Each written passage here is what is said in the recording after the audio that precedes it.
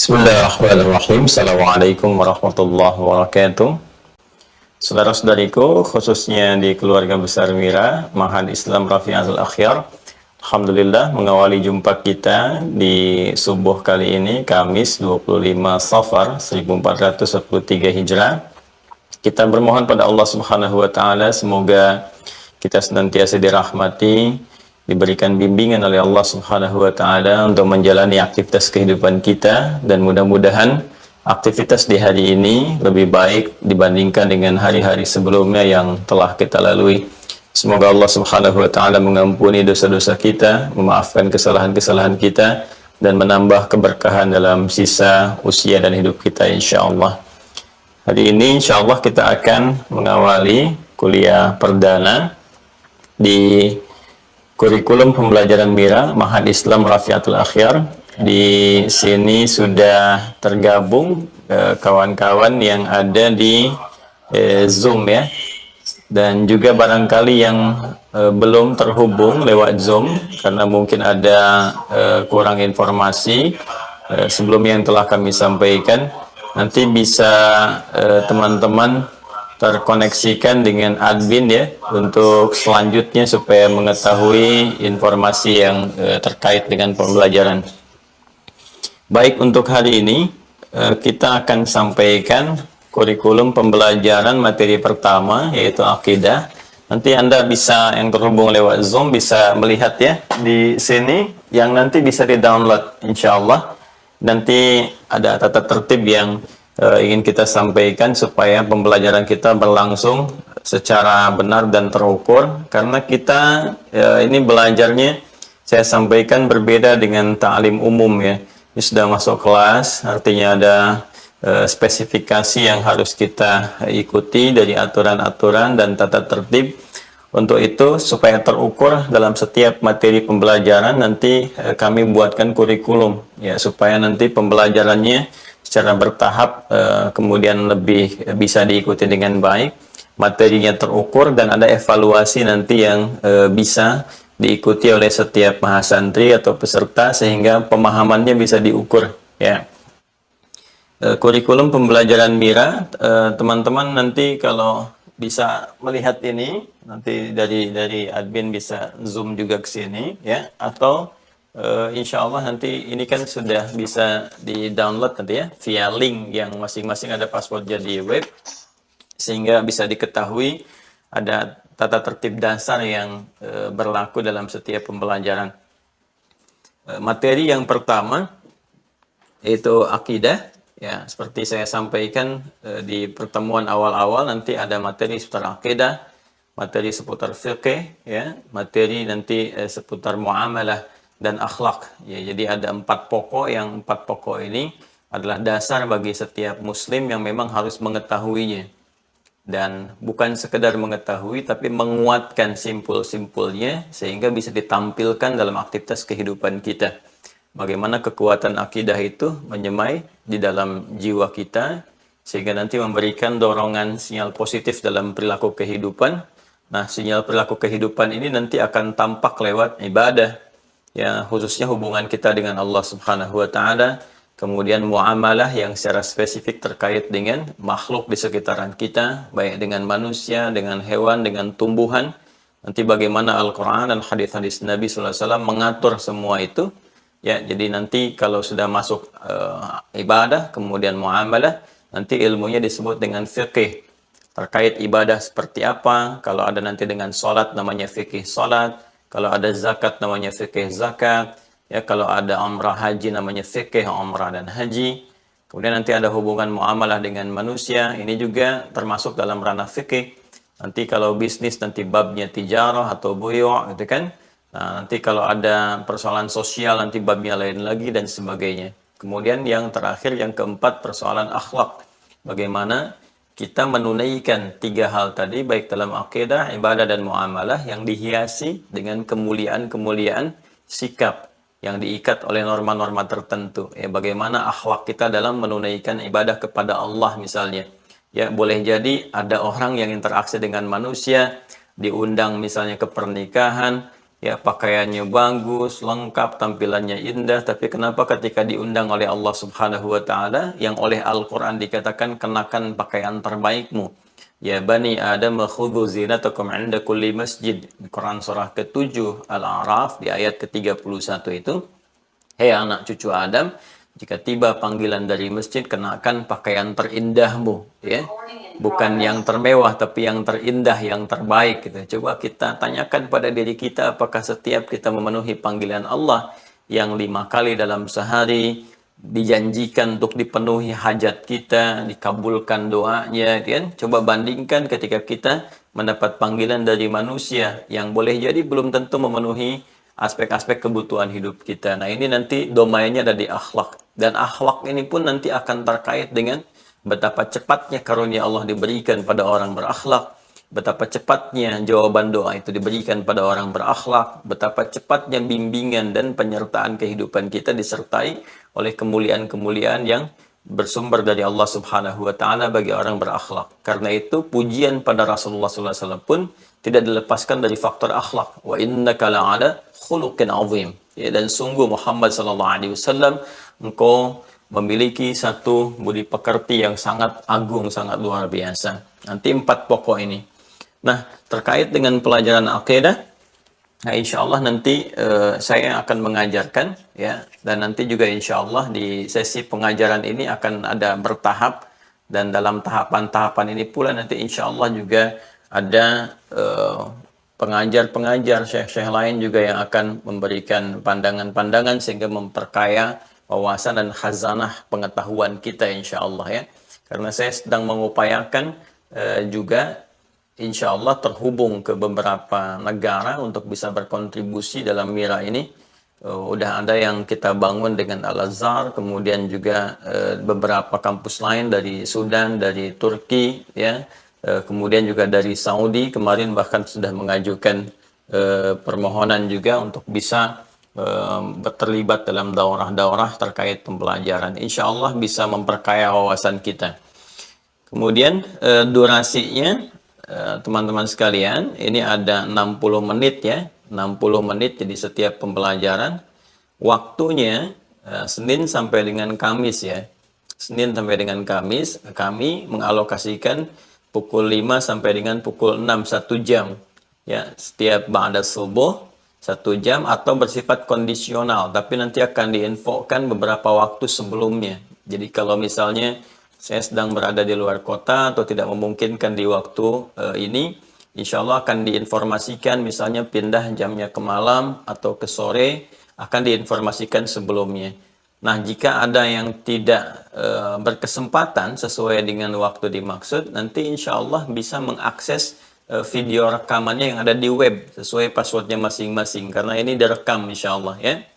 Jadi nanti yang bisa mengikuti live langsung interaksi. Kelebihannya mungkin nanti di satu sisi ada sesi tanya jawab yang akan kita bisa khususkan. Kemudian yang tidak bisa mengikuti kondisional nanti bisa masuk ke web sesuai password masing-masing dan bisa mengikuti materinya dari web yang telah kita siapkan.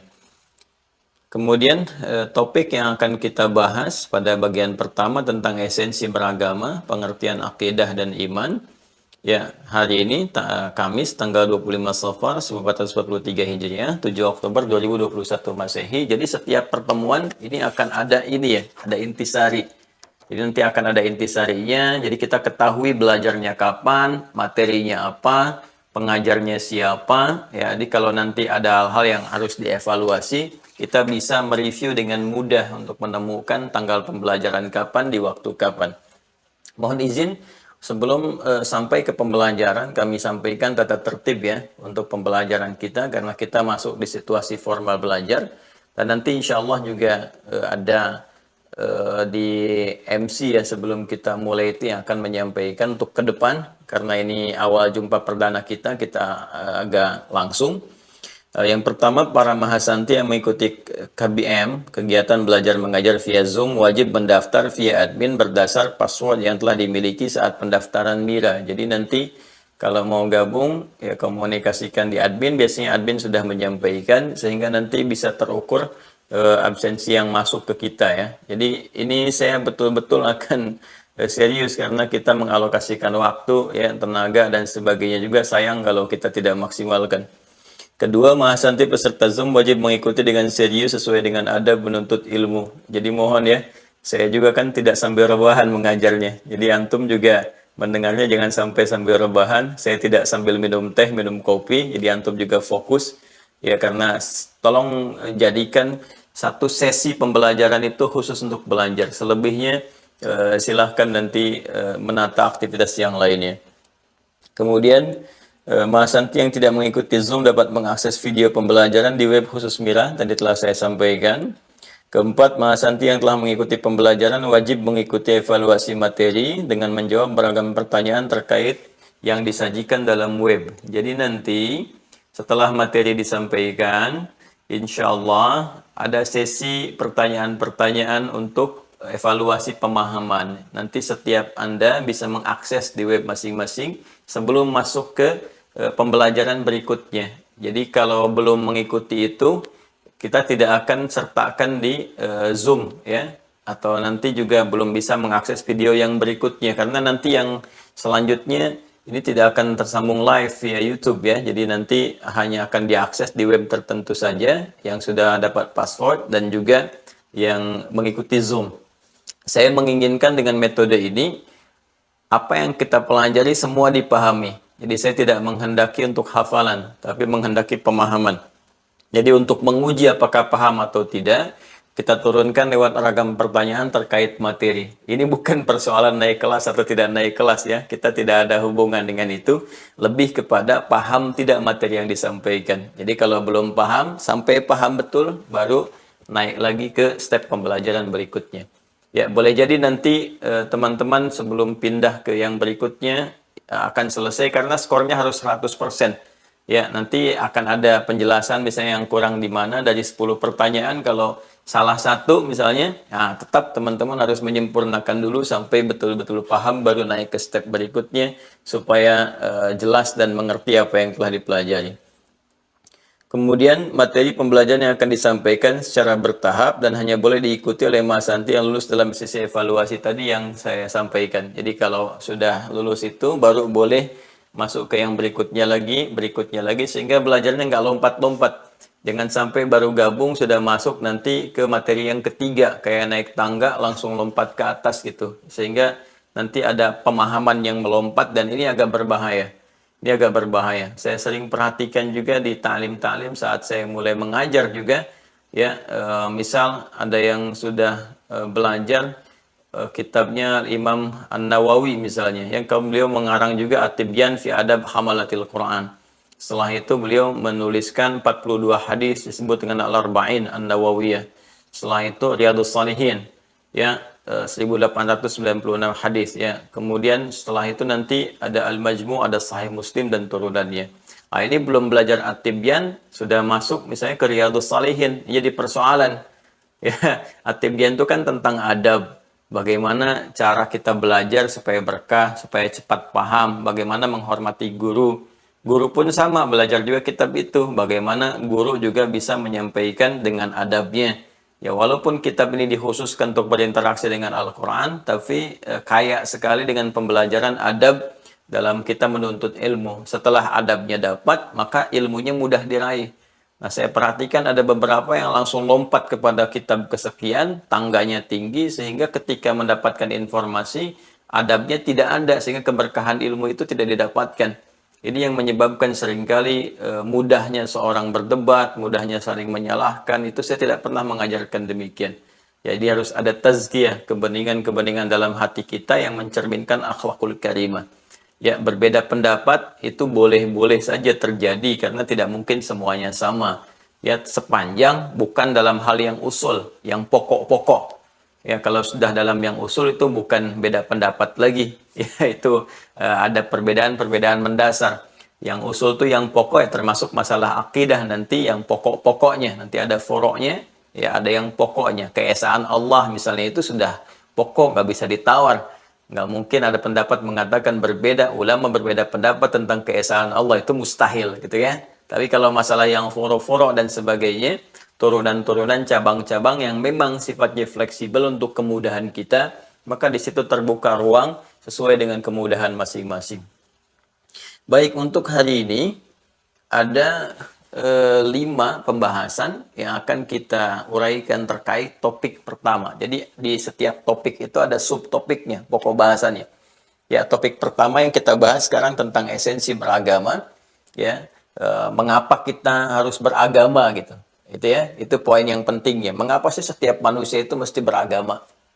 Ya, sampai nanti kita bisa menjawab kalau ada orang yang mengatakan tidak beragama atau ateis dan sebagainya, nanti kita punya argumentasi setidaknya untuk menguatkan diri kita sehingga tidak terbawa dengan paham-paham yang tidak jelas, ya kan? Atau paham-paham yang sebetulnya juga menghadirkan problem baru, ya nanti kita akan bisa ukur itu semua. Nanti turunan-turunannya banyak ya, termasuk sepilis misalnya sekuler, liberal dengan pluralisme agama dan sebagainya, nanti kita bisa uraikan secara ilmiah ya, dan kita tidak menyoal orang per orang tapi lebih kepada pemikirannya seperti apa, jalurnya dari mana, sejarahnya seperti apa, kita bisa menjawab itu secara terukur. Ya, sebelum masuk kepada pokok bahasan, teman-teman sekalian, nanti juga kita bisa tuliskan. Saya ingin perkenalkan dulu beberapa referensi ya. Jadi nanti setiap pembelajaran kita ada referensi yang kita tunjukkan sehingga lebih terukur. Dan dari referensi ini kita turunkan intisarinya sehingga mudah untuk kita bisa pahami dengan baik. Yang pertama, sambil saya perkenalkan, saya mau minta tolong sebentar ke admin ya untuk menyiapkan itu apa namanya whiteboard itu yang di sana, coba disiapkan di sini supaya nanti mudah saya menuliskan. Ini yang pertama, ini teman-teman sekalian kitabnya, Al-Aqaid Al-Islamiyah, karangan Sayyid Sabiq. Ya, kitabnya Al-Aqaid Al-Islamiyah. Ya, karangan Syekh Sayyid Sabiq. Ini kitab bagus sekali. Ya, ini masih yang pokok ya, yang dasar-dasar. Jadi ini belum masuk ke dialektika, belum masuk ke pemikiran. Ya, yang ini ya, kami mempelajarinya, menghatamkan itu di Tripoli saat saya berkuliah. Ini objektif dan dipelajari di banyak tempat nih ya, kitab ini. Ini bagus sekali ya teman-teman sekalian. Nanti kita akan pelajari isinya. Kemudian ini nanti Mudzakkar fi Ilmi Tauhid ya, litulab Firqatul Ula bil Kulliyah. Ini kurikulum Al-Azhar. Ya, ini tentang kurikulum terkait dengan pembelajaran ilmu tauhid yang berlaku di Al-Azhar. Saya juga mempelajarinya saat kuliah di Darasat Islamiyah. Ya, jadi ini nanti kaya nih ya, kita bisa belajar yang versinya di Al-Azhar ya, ada yang di Tripoli, nanti juga ada yang dari Madinah, ada beberapa juga yang lain. Nah, ini dihimpun lagi Mudzakkar Ilmu Tauhid yang ini kuliah Darasat Islamiyah. Jadi ini di kampus-kampus Timur Tengah yang standar, ini saya bawakan beberapa kurikulum-kurikulumnya, sehingga nanti insya Allah apa yang kita pelajari itu bukan hanya standar yang kita pelajari di Indonesia, tapi juga nanti yang dipelajari di luar negeri seperti apa, di kampus-kampus Islam bagaimana gitu ya.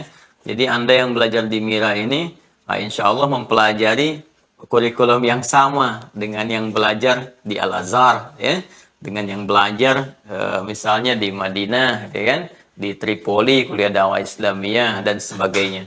Kita akan masuk ke yang standar. Nah, yang di standar ini belum masuk di dialektika. Jadi saya ingin sampaikan perjalanan pembahasan tentang materi akidah ini.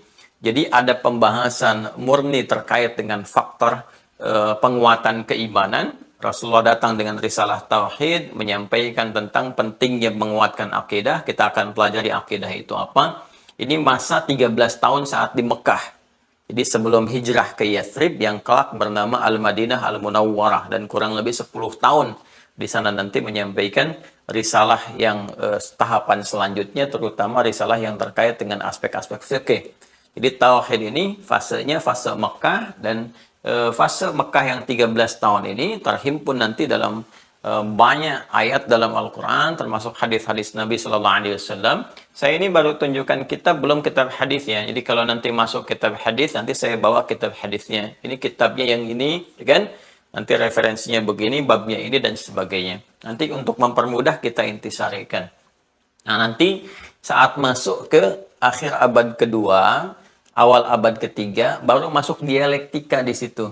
Dialektika itu banyak perbincangan-perbincangan, diskusi-diskusi, riset-riset, ya pada tahap perkembangan ilmu pengetahuan, khususnya nanti di masa-masa Ma'mun ar-Rasyid, anaknya Harun ar-Rasyid, Khalifah Harun ar-Rasyid, yang memerintah sekitar tahun di akhir akhir abad pertama 198 ya, 198 sampai dengan 218 Hijriah, yaitu di kisaran itu beliau lahir 14 September ya, di akhir abad kedua Hijrah, dan memerintah di 198 sampai dengan 218. Jadi akhir abad kedua di awal abad ketiga Hijriah, bukan Masehi, karena kalau Masehinya masuk di akhir abad ke-8 awal abad ke-9. Nah, ini udah mulai banyak peningkatan pemikiran, dan beliau senang pengetahuan sehingga membuka apa yang disebut Baitul Hikmah. Jadi semua mesti belajar gitu, semua diterima, referensi dari luar diterjemahkan, dari Yunani, dari macam-macam, termasuk dari Roma. Nah, itu penerjemahan-penerjemahan ini nanti ada yang terkait dengan filsafat dan sebagainya, sehingga ketika diterjemahkan, masuklah ke ranah-ranah pemikiran yang salah satunya bersinggungan dengan akidah.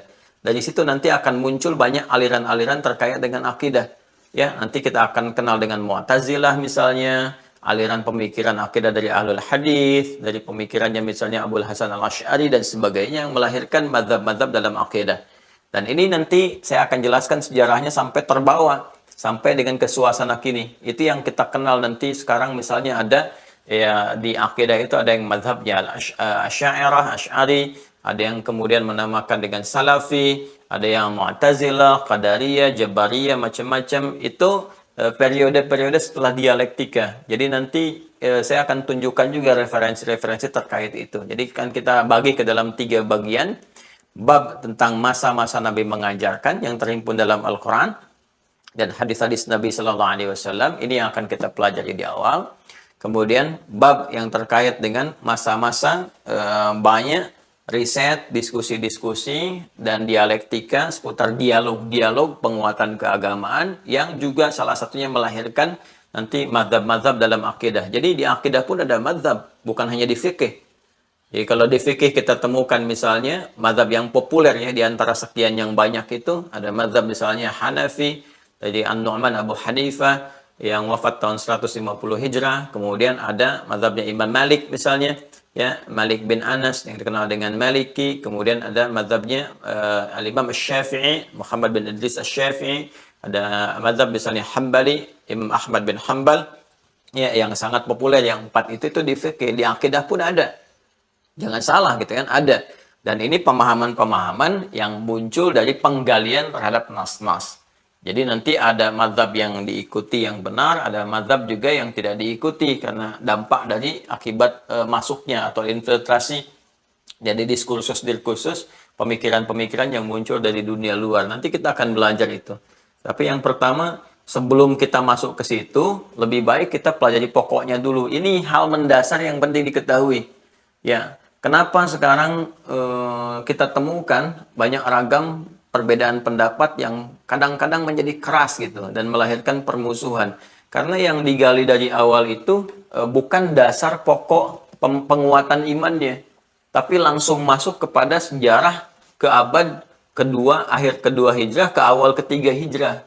Jadi belajar akidahnya tuh lompat dulu 2 abad gitu. Ini yang menjadikan kemudian banyak potensi pertentangan-pertentangan di masyarakat, sehingga muncul ini Asy'ari, ini Salafi, ini apalagi lompat lagi ke lebih tinggi lagi, ini Wahabi, ya, ini I'tizali atau Mu'tazilah, ini itu. Kenapa terjadi demikian? Karena pembelajarannya kemudian di jalur pembelajarannya itu diposkan ya, atau dipusatkan itu di akhir abad kedua sampai awal abad ketiga Hijrah. Jalur itu yang kemudian difokuskan sehingga muncullah hal yang sekarang kita dapati. Tapi kalau kita penguatan dari awal dulu, kemudian aspek kesejarahannya dibahas, itu insya Allah pandangannya lebih objektif dan kita bisa lebih melihat mana yang kecenderungan kita bisa akan kuatkan. Ya.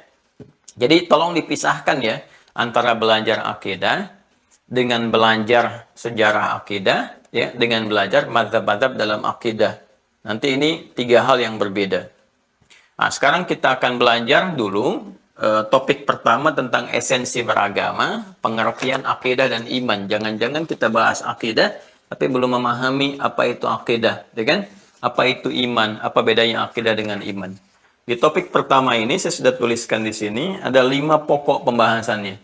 Ya, 5 pokok pembahasan ini nanti teman-teman bisa download juga di sini.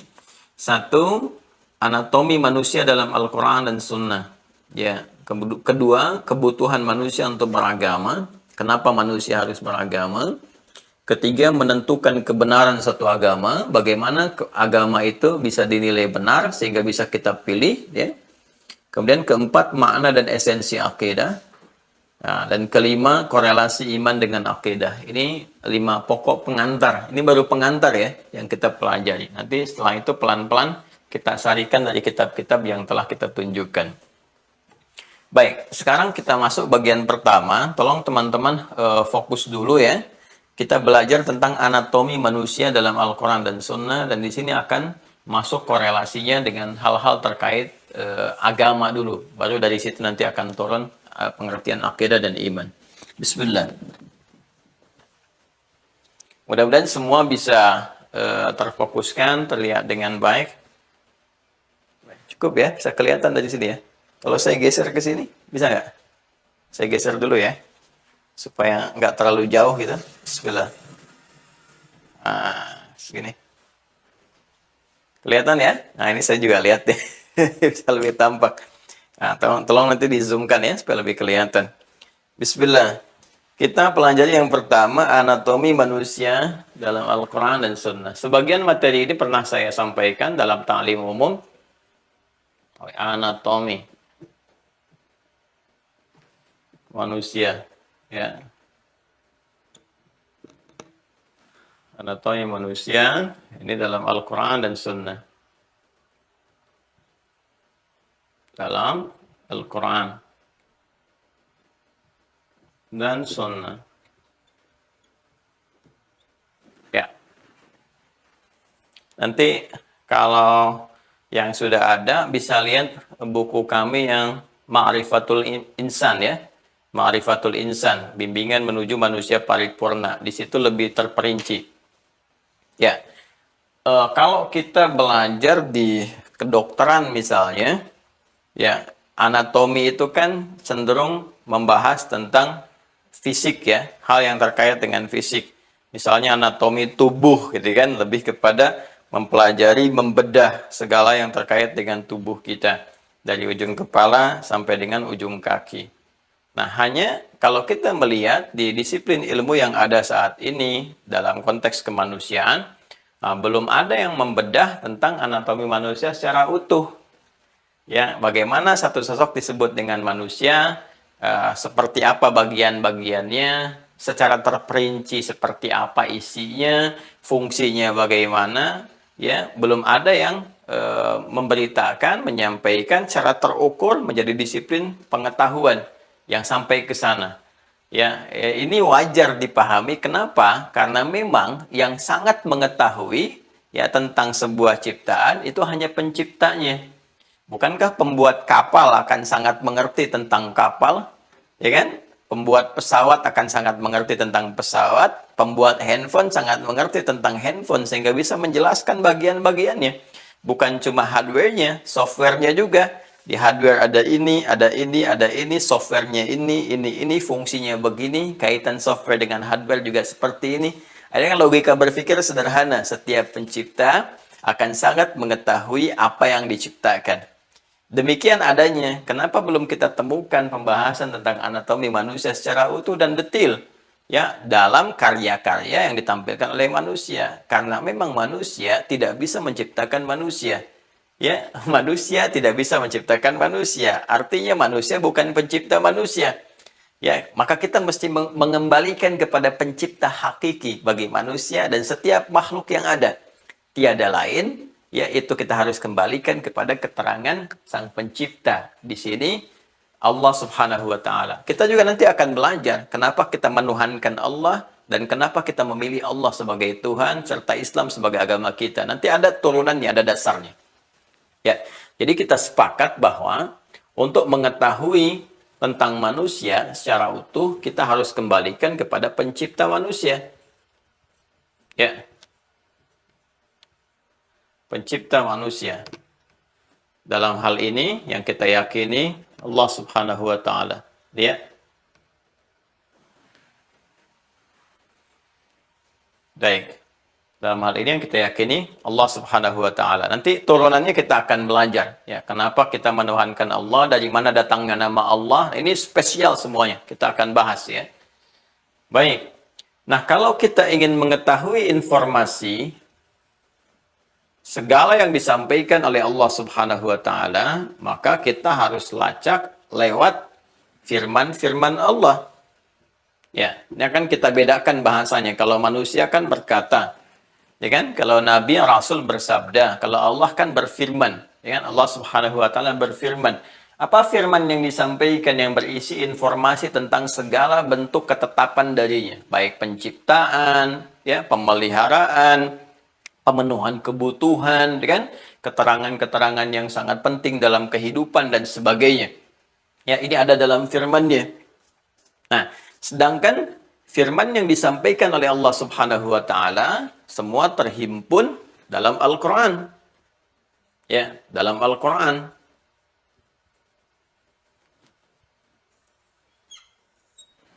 Untuk menyampaikan Al-Qur'an ini kepada umat manusia demi menerangkan siapa manusia, bagaimana manusia itu, seperti apa risalah kehidupannya, kenapa dia diciptakan, ya, mesti ada yang menjelaskan, gitu kan? Karena keagungan Allah Subhanahu wa taala dengan dimensinya yang sangat tinggi, sangat berbeda jauh dengan makhluk, laisa kamitsli syai', ya. Maka tidak memungkinkan bagi kita manusia, bukan bagi Allah. Kalau bagi Allah semua sangat tidak mustahil. Ya, semua ketika kun fayakun, semua terjadi dan sebagainya. Tapi bagi kita punya banyak kelemahan yang tidak bisa kemudian berinteraksi langsung seperti kita dengan makhluk yang lainnya, dengan manusia, dengan hewan, dengan tumbuhan dan sebagainya. Karena keagungan Allah Subhanahu wa taala begitu dahsyat dan kita belum sampai kepada makam-makam tertentu yang untuk menatap Allah saja di dunia ini kita tidak memiliki kemampuan untuk itu. Ya, kecuali nanti ada alam lain yang Allah sudah siapkan sesuai dengan bekal kita masing-masing di pembahasan-pembahasan berikutnya supaya kita gali nanti lebih mendalam. Maka Allah utuslah secara singkat utusan. Ya, utusan membawa misi. Di antara misinya menjelaskan ketentuan Allah, firman-firman yang ada dalam Al-Qur'an ini. Baik, nah utusan ini dalam bahasa Arab disebut dengan rasul namanya. Ya, rasul. Misinya membawa risalah, message, ya, pesan-pesan Rabbani. Nah, ini jadi diutus seorang rasul untuk menyampaikan supaya lebih mudah diterima oleh bahasa kita, ya, bahasa kemanusiaan, bisa hidup di tengah-tengah kita. Kalau Tuhan kan nggak memungkinkan, ya, bagi kita untuk berinteraksi seperti halnya manusia, nggak mungkin gitu ya, hadir di sekitaran kita ini itu sifatnya laisa kamitsli syai', nggak sama. Kalau sifat manusia disamakan dengan sifat Tuhan atau sebagian dari sifat Tuhan, nanti setiap manusia bisa mengaku Tuhan. Seperti Fir'aun pernah mengaku Tuhan, ana rabbukumul a'la, Namrud juga demikian dan sebagainya. Ya, dan disadari sepenuhnya pada akhirnya kalau dia itu manusia, punya keterbatasan, nggak mungkin jadi Tuhan, dia meninggal juga, ya. Kemudian juga punya banyak kelemahan dan sebagainya. Karena itulah Allah ingin menunjukkan kepada kita melalui Rasul yang diutus bahwa kita ini manusia, kita ini ciptaan, dan harus menyadari bahwa sepenuhnya kita ini makhluk yang punya tugas-tugas tertentu. Maka diutuslah Rasul dalam setiap perjalanan umat manusia. Dari Nabi Nuh alaihissalam, kalau Adam alaihissalam kan bukan Rasul, ya, tapi Nabi.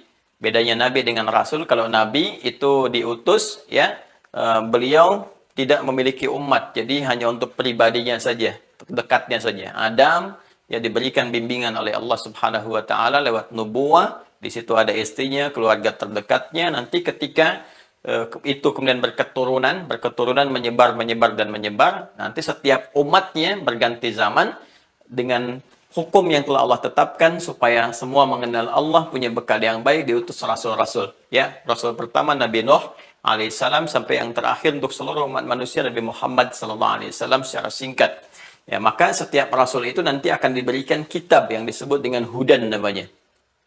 hudan. Ya, ini yang disebut hudan ini adalah bimbingan atau pedoman hidup berupa firman-firman Allah Subhanahu wa taala. Ya, yang diturunkan, disampaikan oleh Allah Subhanahu wa taala untuk membimbing manusia supaya benar menjalani kehidupan di bumi sebagai khalifah. Ya. Nah, ini ya pedoman hidup ini. Adam juga sama ketika turun diberikan hudan. Quran surah kedua Al-Baqarah di ayat 38. Qul nahbitu minha jami'a fa imma ya'tiyannakum minni hudan. Faman tabi'a hudaya fala khaufun 'alaihim wa lahum yahzanun. Sekarang dimulai misi kehidupan manusia. Adam dan pasanganmu turun ke bumi, jalani kehidupan, aku akan berikan pedoman hidup. Siapa yang mengikuti pedoman hidupku ini, ya, pedoman hidup yang telah Allah tetapkan, faman tabi'a hudaya fala khaufun 'alaihim wa lahum yahzanun, maka aku jamin kata Allah kehidupannya akan selalu lekat dengan ketenangan dan juga kesenangan. Khauf itu takut, gelisah. Lawan dari gelisah itu tenang. Walahum yahzanun, tidak sedih. Ya, tidak sedih itu artinya senang. Jadi konsepsi kehidupan di bumi itu sebetulnya tenang dan menyenangkan. Menenangkan dan menyenangkan, gitu kan? Di pekerjaan menyenangkan, di rumah tangga demikian, dalam kehidupan sosial demikian. Jadi kalau ada yang sering mendatangi kegelisahan atau mendapati ketidaktenangan, ya, maka boleh jadi kalau hidupnya sering galau, sering sedih dan sebagainya, ini pedoman hidupnya yang belum digali. Nanti setiap pindah generasi, hudannya muncul dan diberi nama dengan nama tertentu untuk membedakan dengan masa-masa setelahnya. Ya, seperti di zaman Nabi Musa, misalnya kan ada Taurat. Zaman Nabi Isa alaihissalam ada Injil. Sebelumnya zaman Nabi Daud ada Zabur. Ya, itu semua disebut hudan. Ya, kalau Anda lihat misalnya di Quran surah 17 Al-Isra di ayat kedua. Ya, wa ataina Musal kitab. Kami berikan pula kepada Musa kitab, pedoman hidup. Ya, apa kitabnya? Taurat. Ya, kita sudah paham Taurat di Ali Imran ayat ketiga. Nazzala 'alaikal kitaba bil haqqi musaddiqan lima bayna yadayhi. Ya, wa anzala Taurata wal Injil.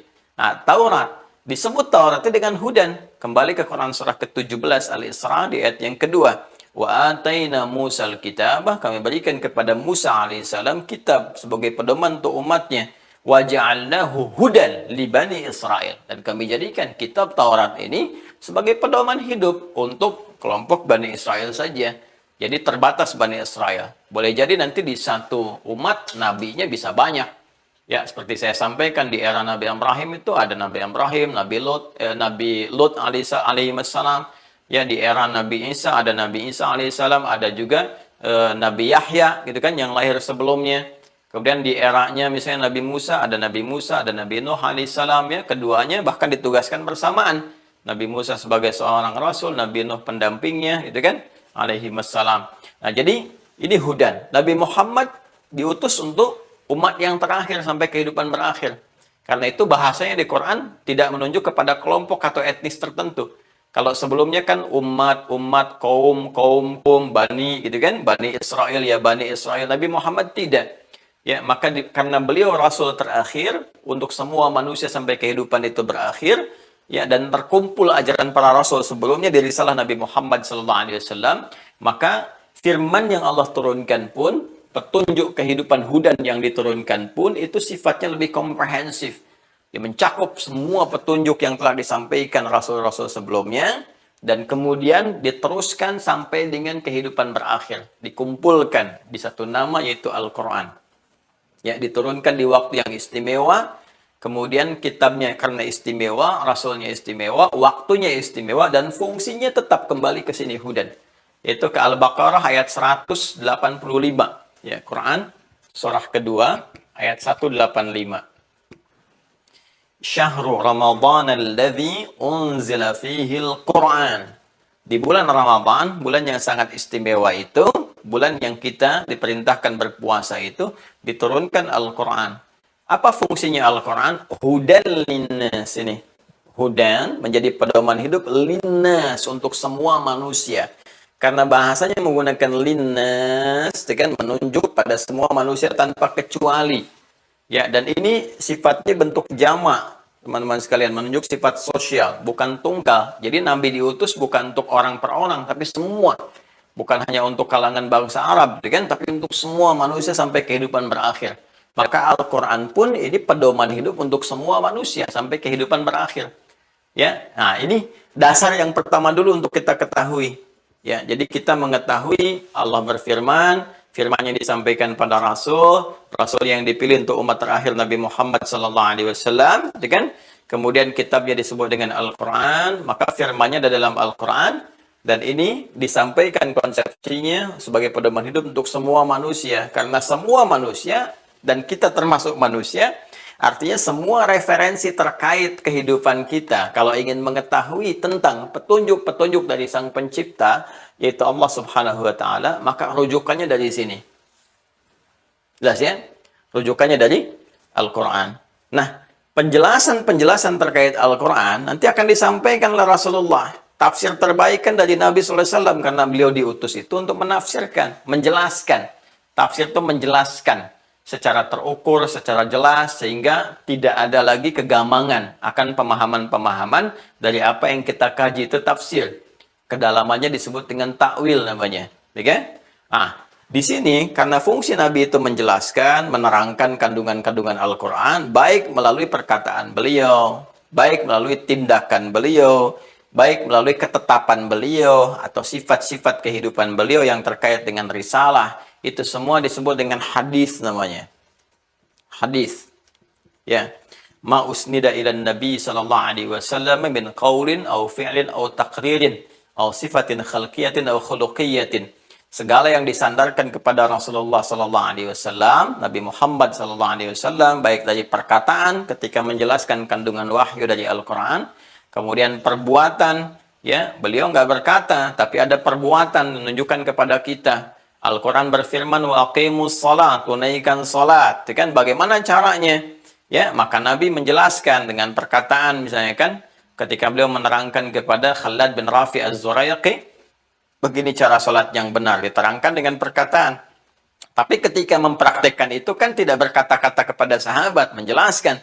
Langsung takbir bagaimana, kan? Sampai dengan salam. Sahabat yang menyimak dari belakang, memahami, meriwayatkan kembali sehingga sampai kepada kita, diajarkan dalam bentuk perilaku.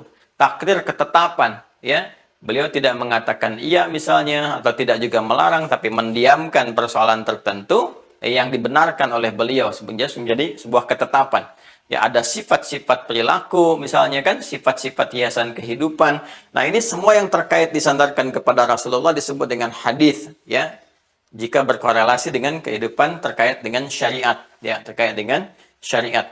Kemudian, ketika itu menjadi tuntunan kehidupan, jadi segala yang disandarkan kepada Nabi, ya, jadi tuntunan kehidupan yang kita ikuti. Ya, tuntunan yang kita ikuti, jalan yang kita ikuti. Ya, secara singkat disebut sunnah namanya. Nah, sekarang paham ya, antara hadis dengan sunnah ya.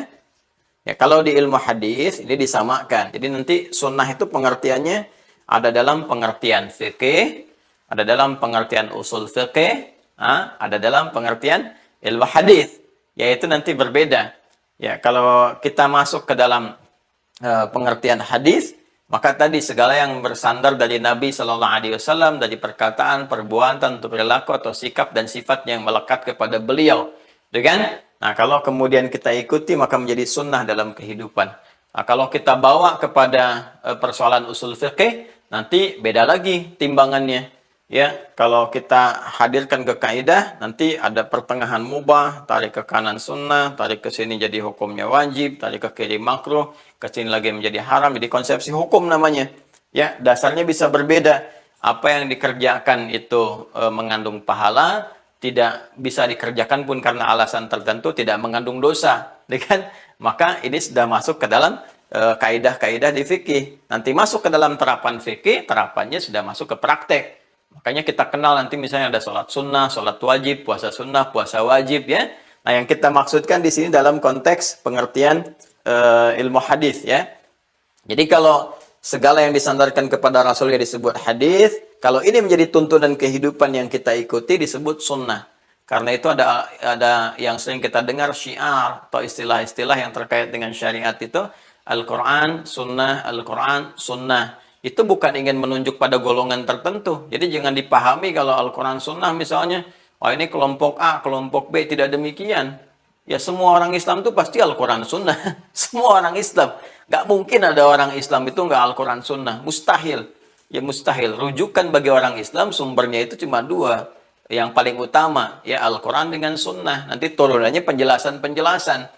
Ya, apakah nanti ada kesepakatan ulama disebut ijma, analogi disebut dengan kias, kemudian penjelasan-penjelasan yang lain ada istihsan, istishab, ya, dan seterusnya gitu. Jadi saya ingin sampaikan kalau ada Al-Quran Sunnah ini menunjuk sumber hukum Islam. Sumber hukum Islam yang di situ kita temukan pedoman kehidupan. Jadi jangan kemudian kalau ngaji sama Ustadz Fulan, ini Quran dengan Sunnah. Kalau ini bukan Quran Sunnah, ya gimana? Masa Muslim gak ngaji Quran Sunnah? Itu sholatnya bagaimana gitu ya? Adapun pemahaman terhadap Quran dan Sunnah, boleh jadi ada perbedaan di situ. Pada cabang-cabangnya, bukan pada yang pokok. Nah, di sini penting untuk saling menghormati sepanjang itu dalam perbedaan-perbedaan yang sifatnya cabang. Ya, kayak yang pokok tuh barusan kan sholat subuh ya. Sholat subuh itu pokok. Pokoknya sholat. Yang pokok yang fardu. Ya, pokok itu fardu. Ya, wajib. Ya, bin kudu lah gitu ya. Bahasa Jepangnya itu begitu. Jadi, sholat ini kan pokoknya nih. Usulnya namanya. Nah, nanti ada cabang-cabangnya di sini furu'iyahnya. Ya, yang bukan termasuk kepada rukun pokok. Misalnya apa? Dalam sholat subuh kan misalnya ada kunut kan, ada yang pakai kunut, ada yang tidak pakai kunut. Nah, ini nanti merujuk kepada ini, keterangan-keterangan. Kapan Nabi pakai kunut? Kenapa Nabi pakai kunut? Kapan tidak pakai kunut? Kenapa nggak pakai kunut? Di situ kemudian ada pilihan-pilihan. Ya, ada yang pakai kunut, ini dalilnya seperti ini. Ya, misalnya dipilih nanti oleh Al-Imam Syafi'i yang paling populer gitu kan. Kemudian Imam Malik juga kunut di subuh. Imam Malik kunut, cuma kunutnya beliau sebelum ruku, silent, disirkan. Kalau Imam Syafi'i memilih riwayat yang jahar setelah ruku. Setelah ruku yang tidak sami'allahu liman hamidah, kemudian kunut jahar dalam berjamaah, ya. Sir ketika tunggal atau sendirian. Nah, jadi yang mempraktikkan Imam Syafi'i, Imam Malik, perbedaan pada prakteknya terkait dengan posisi waktunya atau keadaannya. Kemudian Imam Ahmad memilih untuk pertengahan. Ya, nanti pas ada nazilah peristiwa tertentu saja. Kita akan bahas nanti secara mendetil.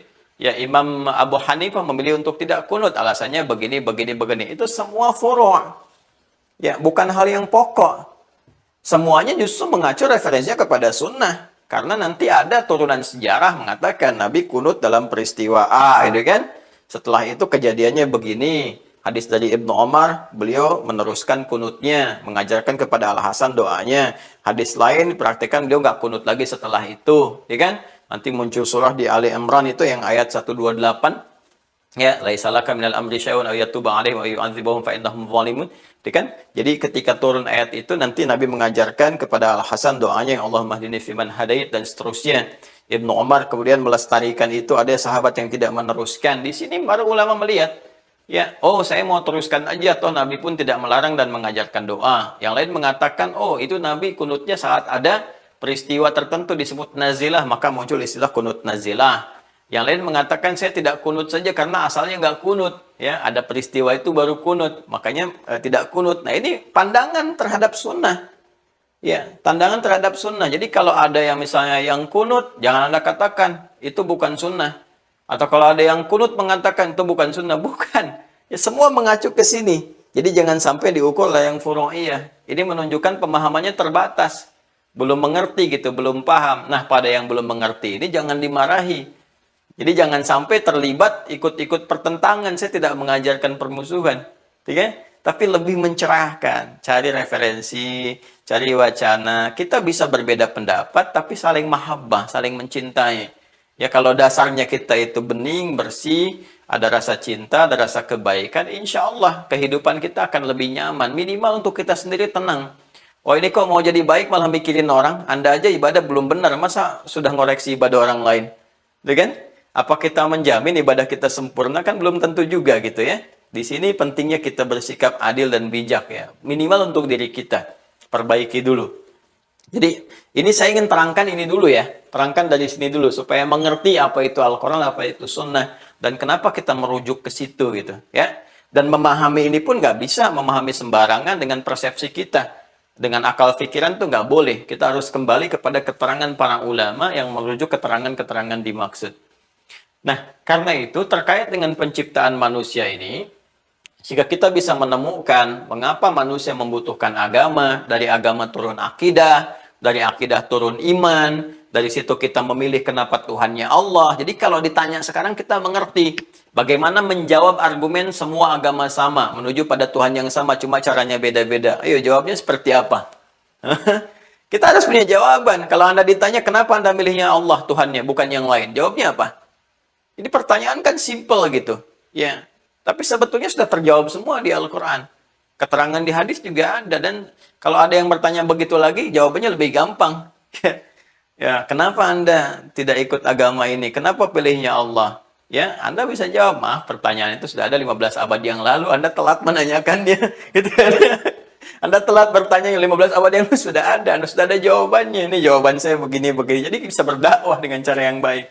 Ya, yuk kita masuk ya. Kita ada, Masya Allah, sebentar lagi jam 6. Tadi kan kita mulai agak telat dikit ya. Jadi kita bonus nanti setelah 5 menit ya. Ini izin saya hapus dulu. Kalau sudah paham ini, konsepsi, cara berpikirnya, konstruksi berpikirnya mengerti, baru kita masuk kepada sisi pembahasan yang pokok bagian pertama. Anatomi manusia itu ya. Nah, di dalam Al-Quran, teman-teman sekalian, nanti jabarannya insya Allah saya tuliskan di intisari ya. Kadang-kadang nanti untuk mempercepat misalnya, saya sampaikan dulu pokoknya, nanti dalilnya nanti Anda bisa lihat secara terperinci, atau nanti kalau diperlukan yang penting saya akan tuliskan ya, secara khusus. Disebut manusia, konsepsi berpikirnya secara singkat begini, secara singkat ya. Kalau nanti mau lebih mendalam, dibaca buku yang pernah saya sajikan tentang manusia, Ma'rifatul Insan ya, Ma'rifatul Insan. Bimbingan menuju manusia paripurna. Disebut manusia, setidaknya anatominya terbagi pada 3 bagian. Jadi kalau satu di antara 3 ini tidak ada, maka kemanusiaannya dipertanyakan. Hati-hati ya, cek diri kita juga ya. Yang pertama, itu sudah ada fisiknya dulu. Ada bodinya, ini ada tubuhnya. Ini nanti yang di dunia kedokteran atau di kesehatan, ini ada anatomi tubuh. Ya, saya pun dulu belajar biologi ada anatomi tubuh kan. Terus ada skeleton, ada apa namanya, kerangka gitu kan, yang kita pelajari dan sebagainya. Nah, ini ada fisiknya yang pertama. Baik, dan ini fisik yang pertama kali berproses, disempurnakan. Ya, misalnya kita temukan di Quran surah ke-15 ya. Al-Hijr misalnya di ayat ke-28. Sudah? Kemudian di turunan hadisnya yang paling gampang Al-Arba'in saja ya. Al-Arba'in kan ini mudah diakses ya, yang karya Al-Imam An-Nawawi. Hadis yang keempat ya. Hadis yang keempat, riwayatnya dari sahabat Abdullah bin Mas'ud. Abdullah bin Mas'ud radhiyallahu taala anhu. Ya. An Abi Abdurrahman Abdullah bin Mas'ud radhiyallahu taala anhu qala Rasulullah sallallahu alaihi wasallam wa huwa shadiqul masduq inna ahadakum yujma'u fi batni ummihi 40 yawman nutfah thumma yakunu mithla dhalika 'alaqah thumma yakunu mithla dhalika mudghah ya. Fayursalu ilaihi al-malak ya, kemudian fayumaru bikatbi arba'in dan seterusnya hadis. Nah, ini yang pertama. Jadi yang pertama dibentuk yang fisiknya dulu, fisiknya. Ini yang paling dasar ya. Dari Quran surah 15 dari ayat 28 sampai dengan kalau mau diteruskan ayat 29 30 gambarannya. Wa idz qala rabbuka lil malaikati inni khaliqum basyara. Ya, dan ketika Rabb Muhammad sallallahu alaihi wasallam berfirman kepada para malaikat dan sebagian kalangan jin yang ada pada saat itu, inni sungguh aku khaliq. Ini ayat yang langsung menyebutkan Allah itu sebagai khaliq. Nih, Allah khaliq. Jadi kalau kita mengatakan Allah sang khaliq, ya, pencipta, Allah langsung mengatakan inni khaliq, akulah sang pencipta. Ya, akulah Tuhan. Jadi kalau di Al-Quran itu tegas kalau aspek ketuhanan. Nanti kalau sudah masuk ke bagian ketuhanan kita akan bahas ya. Bagaimana Allah mengatakan, Innani anallahu la ilaha illa ana fa'budni. Sayalah Allah, ya, Tuhan yang layak dipertuhankan, disembah. Sembah saya. Jadi satu-satunya kitab suci di muka bumi yang menunjukkan kalimat saya Allah, satu-satunya Tuhan yang dipertuhankan, sembah saya, cuma di Al-Quran. Ya, kalau Anda nggak percaya silahkan cek. Bandingkan dengan kitab manapun. Saya punya koleksi kitab-kitab yang diyakini sebagai kitab suci, tapi hanya di Al-Quran ditemukan kalimat. Ini kita dalam keilmuan ya, argumentasi keilmuan. Jadi kita bahas dalam perspektif ilmu. Dan turunannya, pembuktiannya lewat pembuktian penelusuran gitu. Jadi silahkan dicek. Nah, jadi cuma di Al-Quran ada statement mengatakan, saya Allah yang dipertuhankan, sembah saya. Ya. Nah, itu sangat pede dan penting itu keluar. Kenapa? Karena yang menyampaikan Tuhan yang sesungguhnya.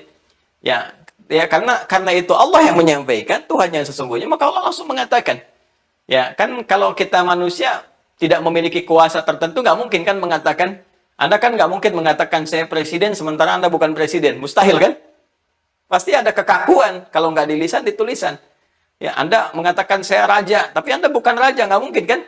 Hanya raja yang mengatakan saya raja. Anda presiden yang mengatakan saya presiden. Hanya ustadz yang mengatakan saya ustadz. Anda mengatakan sesuai dengan jabatan yang disandang, ya, passion yang dipilih. Pasti dikatakan, ya, kalau Tuhan pasti mengatakan saya Tuhan. Kalau bukan Tuhan, nggak akan berani mengatakan saya Tuhan. Ya kan? Fir'aun pun ketika mengatakan saya Tuhan, diralat kan ujungnya? Ujungnya diralat. Saya sekarang yakin pada Tuhannya Musa dan Harun. Jadi dia pun meralat sendiri gitu. Jadi ini sangat menarik teman-teman sekalian. Nah, ini Allah menyebut secara langsung dengan sangat pede luar biasa, dan memang itu adalah hak Allah sesuai dengan sifat dan keagungannya. Saya Khalik. Inna khalikum basyara, saya akan mencipta manusia, ini disebut dengan basyar. Kalau sudah basyar, itu sudah masuk ke tampilan fisik. Ini ya. Jadi kalau sudah menyoal tentang fisik disebut basyar. Disebutkan 35 kali dalam Al-Quran. Ya, secara tunggal. Nanti ada basyara ini sekali dalam Al-Quran. Jadi kalau sudah menyebut aspek fisik, ya, yang terkait dengan misalnya penampakan kulit. Kulit itu juga dari bahasa Arab itu disebut dengan basyarah. Ya, yang kulitnya halus. Halus, diraba halus, enak dipandang. Jadi untuk membedakan dengan makhluk lainnya. Ya, kalau binatang kan kulitnya beda. Ya, silakan cek kalau nggak percaya. Anda keragunan kalau sudah buka nggak ada PPKM, silakan cek. Bedakan antara kulit Anda misalnya dengan kera. Bisa kelihatan bedanya kan? Dengan singa gitu kan, beda. Nah, manusia disebut basyar karena tampilan fisiknya, kulitnya itu bagus, halus, baik, beda dengan makhluk lainnya. Termasuk dengan tumbuhan. Kulit pohon kan beda dengan manusia. Ya, nah, ini fisikal. Termasuk nanti ada fungsi tubuhnya yang terkait dengan nafsu, yang butuh makan, butuh minum, dan sebagainya. Ini basyar namanya. Ya, basyar. Jadi kalau sudah disebutkan basyar, ini sudah masuk aspek fisik. Ya, bahkan nanti detil. Detil sekali. Di surah Al-Hajj ayat yang kelima, perkembangan fisik ini disebutkan. Quran surah ke-22, Al-Hajj ayat yang kelima, disebutkan. Ya, di surah Al-Mu'minun, setelah menerangkan tentang surga, ya, sampai dari 1 sampai dengan ke-9 itu surah, sampai dengan ke-11 bahkan, ya, terkait dengan surga Firdaus yang kemarin sudah kita sampaikan. Nah, itu setelahnya disampaikan tentang manusia. Bagaimana kemudian berproses di dalam rahim yang kokoh, prosesnya bagaimana, detailnya disampaikan dalam hadis, setiap perkembangannya. Jadi kalau sekarang ada USG, ya, yang profesinya bidan dan sebagainya, atau dokter kandungan, SPOG, itu ayatnya ada dalam Al-Quran, udah banyak. 15 abad yang lalu Allah menerangkan perkembangannya. Sekarang baru kita temukan lewat pengecekan misalnya USG dan sebagainya. Ya, baru kita lihat nih, oh ini begini. Di Quran sudah ada. Jadi satu-satunya riset ilmiah yang sekarang terbukti tentang segala yang terkandung dalam janin, keterangan satu-satunya terdapatnya dalam Al-Quran. Bagaimana seorang Nabi Muhammad yang mohon maaf ya, berasal dari satu padang pasir, peradaban belum muncul, informasi terbatas, bisa menyampaikan ini semua yang risetnya 15 abad kemudian baru terbuktikan. Kalau bukan keterangan Sang Khalik pencipta kita, mustahil. Ya, ini terkait dengan fisik. Jadi manusia mesti ada fisiknya. Seperti saya kan, kelihatan nih. Beda dengan Anda yang ada sekarang. Untuk membedakan satu dengan yang lainnya, kalaupun ada yang mirip, nggak akan 100%. Ya, nggak ada bagai pinang dibelah dua gitu kan, mau dibelah dua, dibelah tiga, dibelah empat, tetap bakal ada pembedanya. Karena secara fisikal ada penandanya. Ini kalau disebutkan nih, ya apa namanya kan sekarang kita bisa pindah dari sidik jari, ya terus dari genetik DNA, sekarang diambil dari rambut, dari apa, nggak akan sama 100% semuanya. Pasti ada perbedaan secara fisik. Ya. Jadi secara inti disebut manusia mesti ada fisiknya. Ya, yang kedua, teman-teman sekalian, setelah itu ada roh sebagai sumber kehidupan. Roh. Ya, roh sebagai sumber kehidupan. Makanya di ayatnya juga ayat yang sama, kalau kita teruskan, nanti secara fisik nanti kita bahas lebih dalam kalau yang ini dalil-dalilnya. Nanti turun surat At-Tin misalnya, laqad khalaqnal insana fi ahsani taqwim dan sebagainya. Nah, yang penting tahu dulu manusia mesti ada fisik. Kedua, roh. Roh, ayatnya sama. Fa idza sawaituhu wa nafakhtu fihi min ruhi faqa'u lahu sajidin. Kan? Maka ketika disempurnakan fisik ini, setelah sempurna, bertahap, berjalan kesempurnaan, usia 4 bulan ditiupkan roh. Di roh. Roh ini usia 4 bulan kandungan. Dalam kandungan. Ya, berkembang, usia 4 bulan, roh ditiupkan. Ya. Fayursalu ilaihil malak fayanfuhu fi roh. Maka diutus seorang malaikat meniupkan roh dengan izin Allah Subhanahu wa taala. Wa yu'maru bi katbi arba'in, dan diperintahkan untuk menuliskan 4 hal sebagai bawaan dalam hidupnya. Jadi ini roh sudah masuk dalam usia kandungan 4 bulan. Jadi kalau ada yang sedang mengandung, sudah usia 4 bulan masuk, itu rohnya sudah ada dalam janin dimaksud, ya. Maka nanti ada fikih atau bimbingan-bimbingan tertentu bagi para bumil, ibu-ibu yang tengah hamil. Jadi nanti usia 4 bulan ini mesti hati-hati. Ya, biasanya kan suka lupa tuh, trimester pertama dijaga, itu baru jagaan secara fisik. Menjaga fisik. Tapi penjagaan sesungguhnya setelah masuk 4 bulan, karena rohnya sudah masuk. Awas ya. Nah, ini roh yang menjadi sumber kehidupan. Jadi nggak mungkin saya bisa berkata, ya, bertutur, bergerak ini kalau nggak ada roh. Jadi harus ada fisik, ada roh. Yang ketiga, secara cepat, akal. Ya, akal. Jadi manusia itu mesti punya fisik, sumber kehidupan, roh, fisik sumber pergerakan, ya, roh sumber kehidupan, dan akal, ya, untuk kontrol pergerakan itu. Ya, bagaimana akal dengan pengetahuan nanti meneruskan bimbingan dari roh. Kata roh, kamu bergerak begini, dicerna oleh akal, ya, akal mengikat itu semua, karena disebut akal untuk mengikat. Mengikat antara hubungan roh dengan fisik. Ya, jadi apa yang disampaikan oleh roh nanti sebelum dieksekusi oleh fisik, itu nanti diikat dulu oleh akal. Akal kita akan mencerna. Ya, diperintahkan dari roh nanti. Nanti ada dari roh itu ada sumber takwa yang memerintahkan kebaikan. Sepersekian detik tuh, Masya Allah, begitu sempurnanya Allah menciptakan. Sepersekian detik. Ya, kata roh sampaikan untuk disampaikan. Nanti dicerna oleh akal, diikat, disampaikan lewat lisan. Ditatap oleh pandangan, bergerak kaki dan sebagainya. Nah, itu nanti ada akal untuk pengikat. Ya, akal ini, teman-teman sekalian, dan roh ini, dan fisik ini, itulah 3 yang membentuk kemanusiaan seorang manusia secara umum. Pokoknya ada 3. Kalau hilang salah satu, maka kemanusiaannya juga terhenti. Ya, misal, ini fisik ada, roh ada, akal nggak ada. Jadi hewan. Paham ya? Jadi hewan. Hewan kan nggak berakal. Jadi kalau Anda menuntut hewan berpikir, itu keterlaluan. Ya, ada ayam misalnya, Anda sudah nyapu, ayam buang kotoran, Anda marahin tuh, dasar ayam, mikir tahu, tadi kan baru saya bersihkan, itu Anda yang nggak berpikir. Karena ayam kan nggak mikir gitu. Ya, jadi jangan marah-marah sama hewan, nggak ada kerjaan. Ya, nggak ada kerjaan, karena hewan nggak berpikir. Ya, nah kemudian juga kalau ada fisik nih, ada akal, tapi rohnya nggak ada.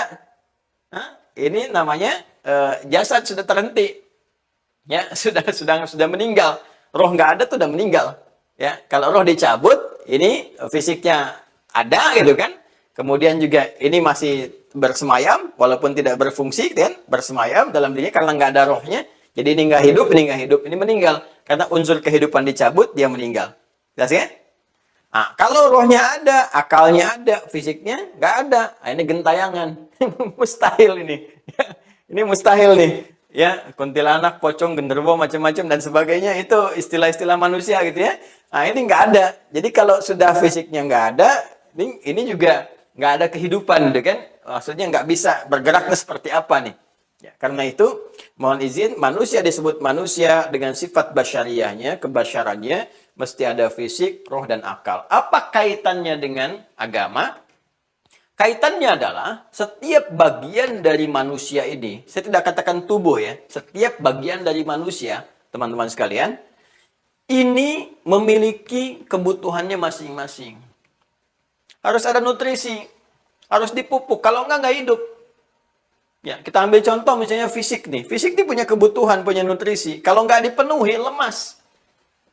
Lemas. Dan memungkinkan 4S. Ya, 4S itu. Apa itu 4S? Satu, sakit, gitu kan? Yang kedua, bisa stroke. Yang ketiga, sekarat. Keempat, selesai. Gitu kan? Jadi bisa meninggal. Ya, jadi kalau nggak dipenuhi kebutuhannya ya selesai. Ya, coba Anda kalau nggak percaya, coba aja silakan. Nggak makan-makan, nggak minum-minum. Lemas kan? Ya, karena itu butuh nutrisi.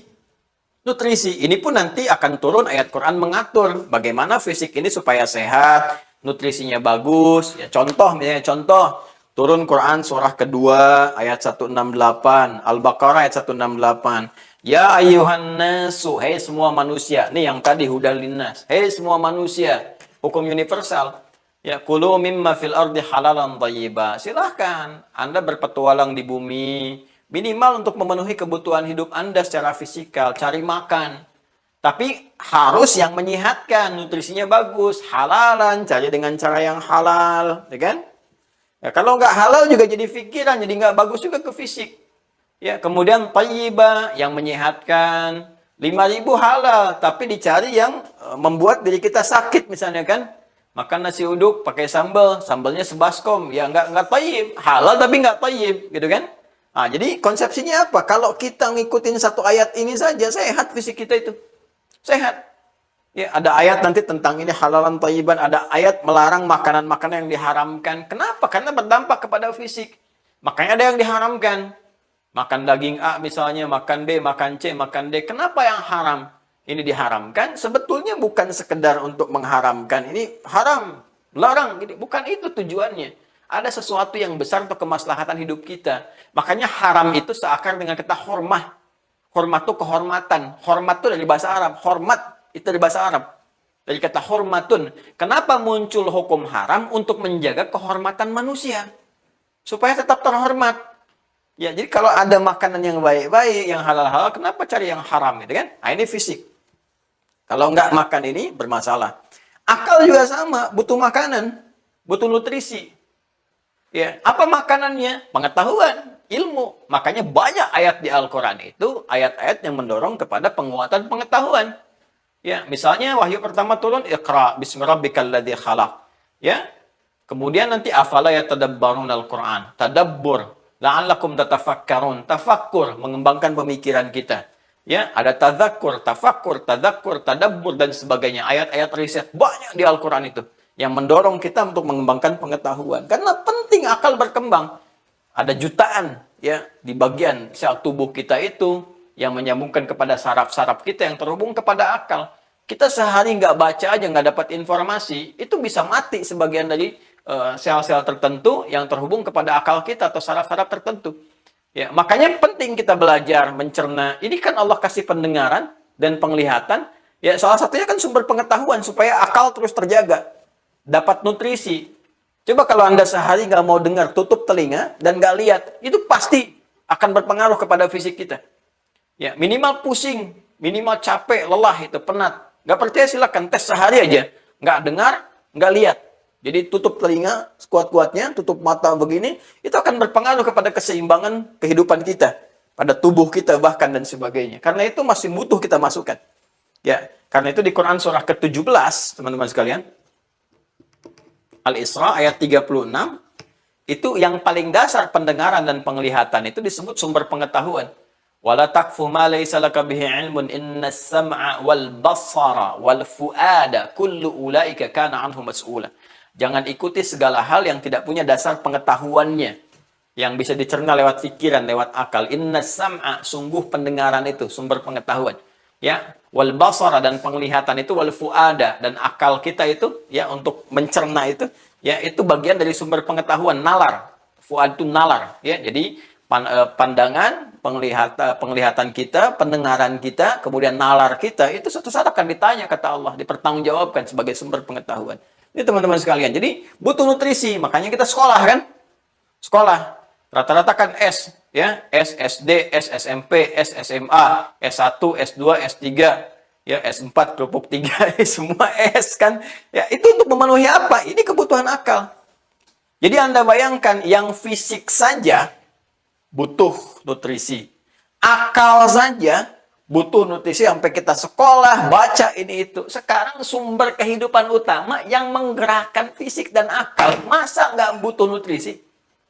Pasti dia butuh sesuatu. Ya, untuk hidup, untuk berkembang, supaya punya gairah hidup yang benar. Ini kan yang paling inti ada di sini, makanya saya letakkan di pertengahan. Khairul umur awsatuha. Ya, jadi kalau kita ini saja yang digerakkan oleh ruh butuh makanan, akal butuh makanan, masa penggeraknya nggak butuh? Ya, suplemen, nggak butuh nutrisi, mustahil, pasti butuh. Nah, ketika kita ingin mendapati makanannya, apa makanan roh ini? Mesti kita cari, gali lagi ke sumbernya.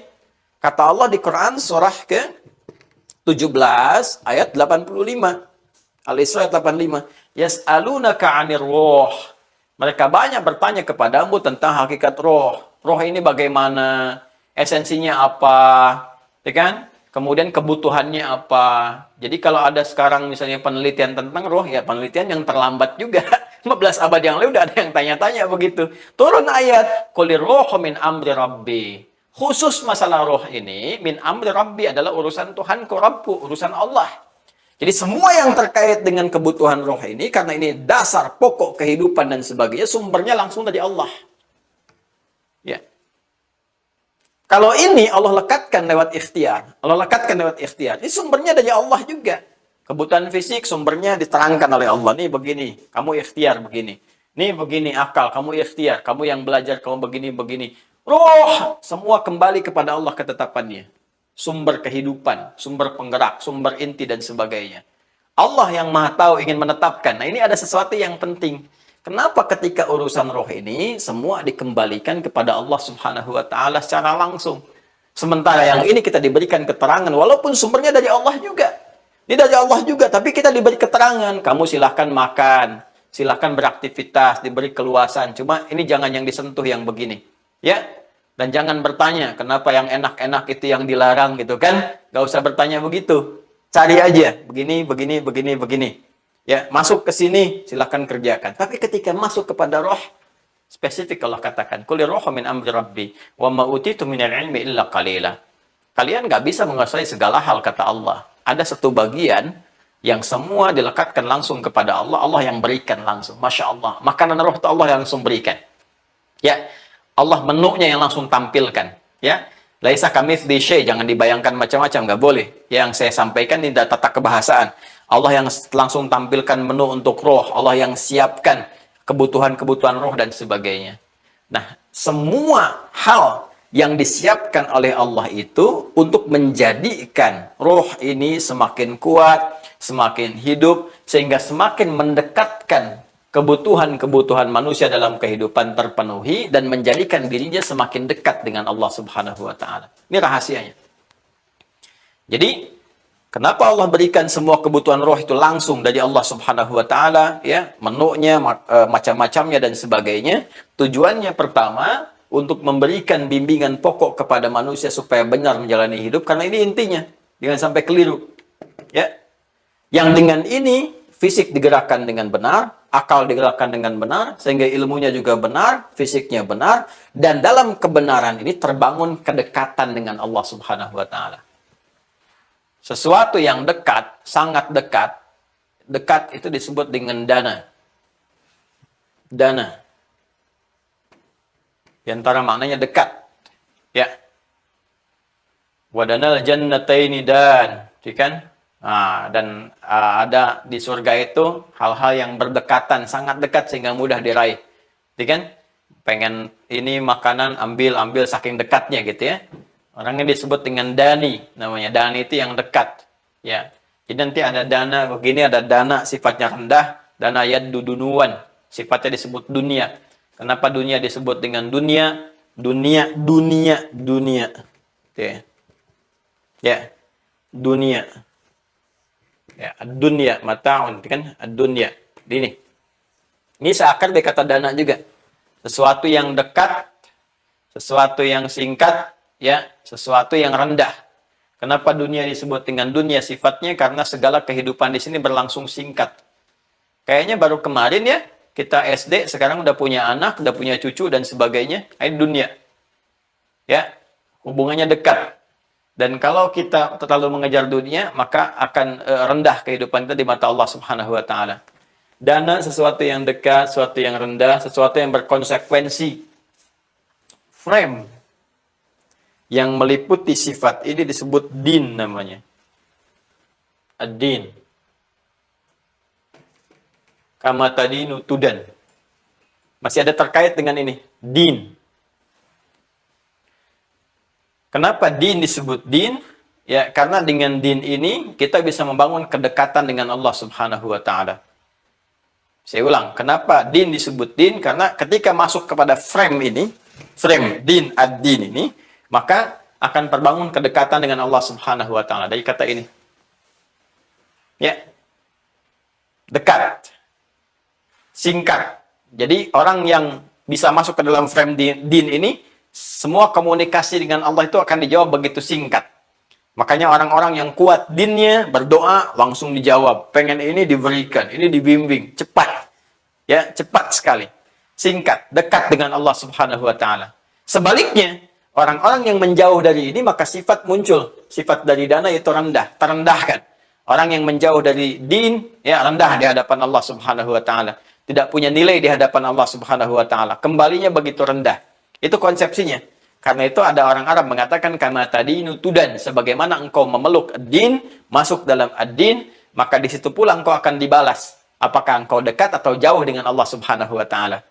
Nah, ad-din ini teman-teman sekalian, ketika ditampilkan dalam Al-Qur'an, konsepsi ad-din ini, frame ini yang disebutkan oleh Al-Qur'an di dalamnya langsung mengatur kebutuhan roh. Di dalam ad-din inilah ada petunjuk-petunjuk, ada pedoman-pedoman yang notabene semua itu adalah nutrisinya roh. Supaya roh itu punya hubungan yang dekat dengan Allah. Supaya bisa menggerakkan fisik, ya, terhubung dengan Allah, dibimbing oleh Allah, ilmunya dibimbing Allah, gerakannya dibimbing Allah, berkatanya dibimbing Allah. Muncul itu semua dari sini, dari roh. Ya. Supaya rohnya dekat dengan bimbingan Allah, ya, kalau doa cepat dikabulkan, fisik bermohon mengangkat tangan, lisan berkata, ya Allah aku ingin cepat dikabulkan, kuncinya dari sini. Maka dia harus membangun kedekatan dengan Allah. Untuk membangun kedekatan dia harus masuk ke dalam ad-din.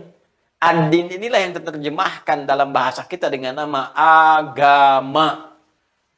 Agama, yang asalnya agama itu sebetulnya bahasa Sanskerta. Tidak, agama rusak. Jadi konsepsi yang dibangun supaya menjaga manusia supaya nggak rusak. Nggak rusak akalnya, nggak rusak pikirannya, nggak rusak fisiknya. Ya, itu masih umum. Karena itu ketika ditampilkan dalam Al-Quran, konsepnya pakai alif lam ad-din. Ini yang ini, bukan yang lain, kata Allah. Kalau sudah pakai alif lam khusus. Yang ini, bukan yang lain. Kalau kalian ingin menjaga supaya diri nggak rusak, supaya dekat dengan Allah Subhanahu wa Ta'ala, supaya cepat terkabul doanya, supaya dibimbing jadi orang baik, supaya berubah pola hidupnya, masuklah ke ad-din ini. Penuhi kebutuhan roh dengan ad-din.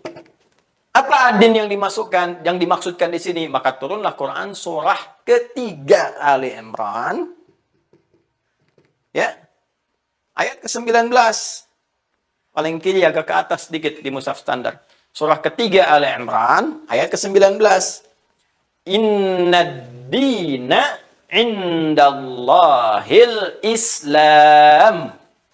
Inna dina, sungguh ad-din yang menjadi dasar kebutuhan roh. Ad-din yang menjadi dasar kebutuhan hidup manusia. Yang terhimpun di dalamnya pedoman-pedoman kehidupan, ya. Yang benar yang ditetapkan indallah di sisi Allah Subhanahu wa taala. Mungkin kenapa ada kalimat indallah di sini? Karena ada mungkin sebagian yang berkata, Ini agama yang ini yang benar, ini agama yang ini agama yang ini. Ketika sebagian manusia mendapatkan pilihan-pilihan, Anda kan kalau dapat menu-menu ya dari fisik saja ini ada makanan ini, Anda mau milih yang mana? Kan? Maka Allah menyampaikan sebagai pencipta kita, kalau ada yang menawarkan begini, nih, yang aku tetapkan kata Allah sebagai kebutuhan roh yang benar, yang membangun kedekatan denganku, indallahi sisi Allah Subhanahu wa taala, al-Islam. Al-Islam. Islam.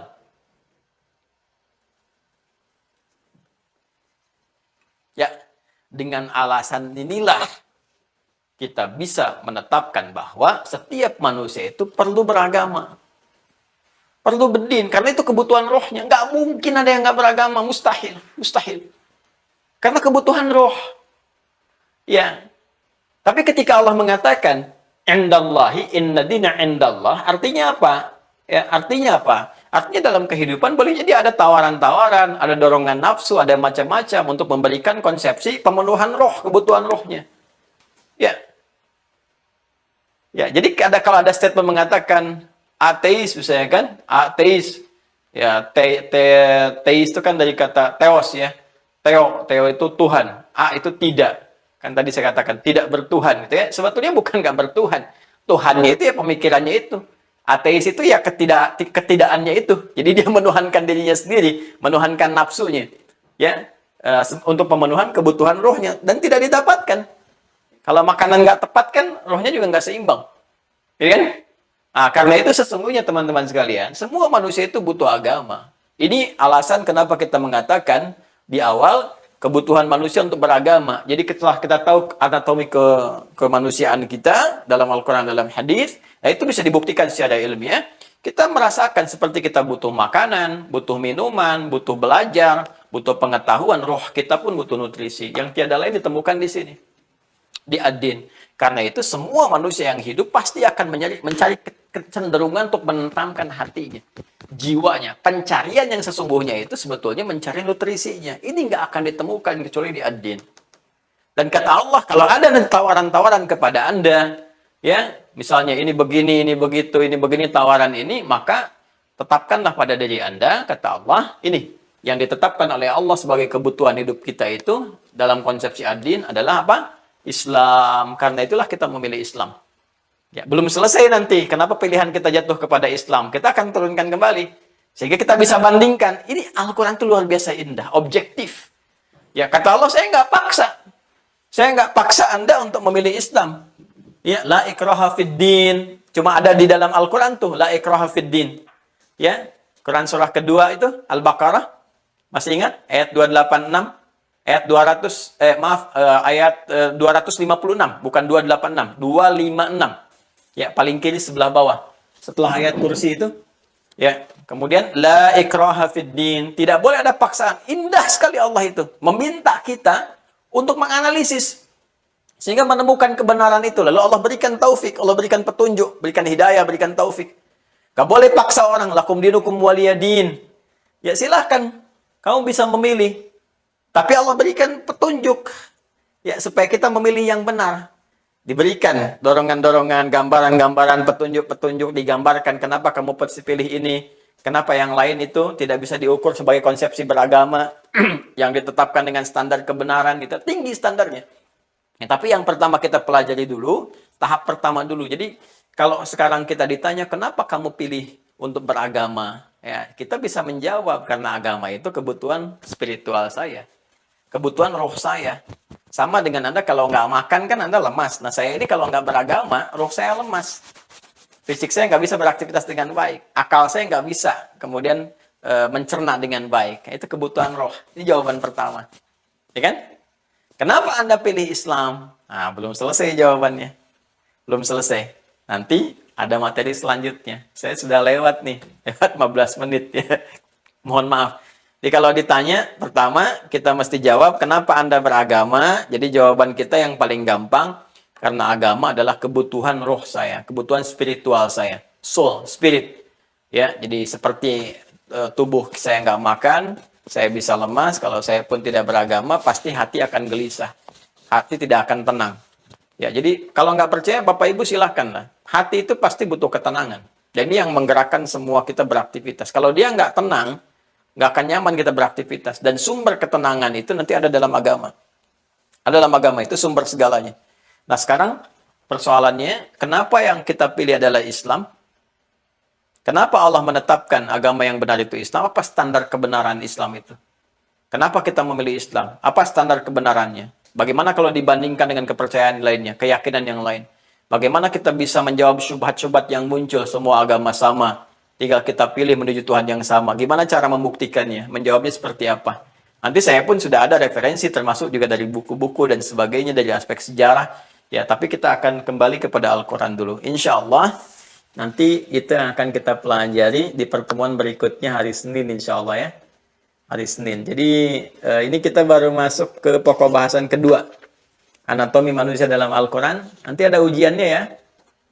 Nah, harus lulus semua ya. Ada ujiannya, nanti ditanya tuh. Apa saja Anda sebagai manusia, unsurnya apa, dalilnya apa. Kemudian, kenapa manusia harus beragama? Nanti ada pertanyaannya. Nah, nanti yang ketiga, menentukan kebenaran satu agama. Kalau sudah paham, kita bangga dengan Islam, kita tahu, kita punya argumentasi kalau ditanya. Itu secara ilmiah, sangat objektif secara ilmiah.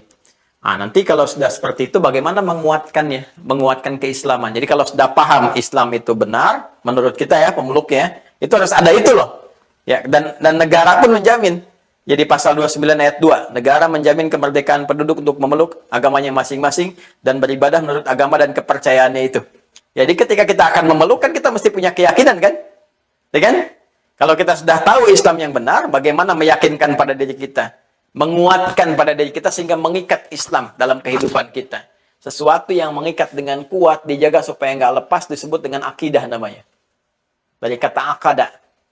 Ya, maka yang muncul akad nikah, akad. Kenapa pakai akad? Maksudnya jaga kalimat itu, jaga komitmen itu, lepas. Jangan sampai terlepas, jaga. Ya, jaga sepanjang kehidupan kita. Nah, ini sifat paling dalamnya disebut dengan akidah. Kenapa disebut dengan akidah? Jaga keislaman kita itu, jangan sampai terlepas sampai kita wafat. Orang yang mengikat itu namanya muslim. Islam, tadi dinnya disebut Islam. Orang yang mengikat dirinya dengan Islam disebut muslim. Jamaknya disebut muslimun. Maka muncul Quran surah ketiga Ali Imran ayat 102.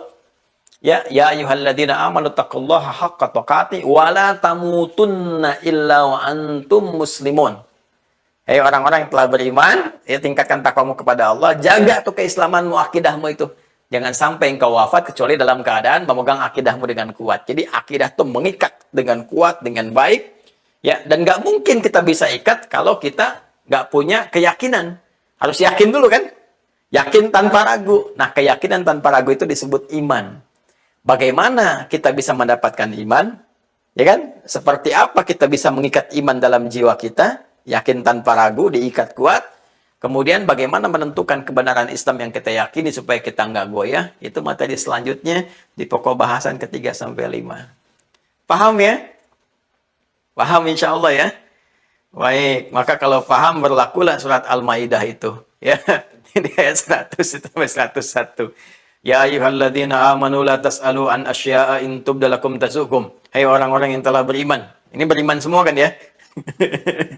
Orang-orang yang telah beriman, jika penjelasan telah disampaikan kepadamu dengan terang, maka jangan banyak ditanyakan. Karena pertanyaan dari yang jelas itu membuat nanti penjelasan semakin tidak jelas. Apalagi waktunya udah lewat.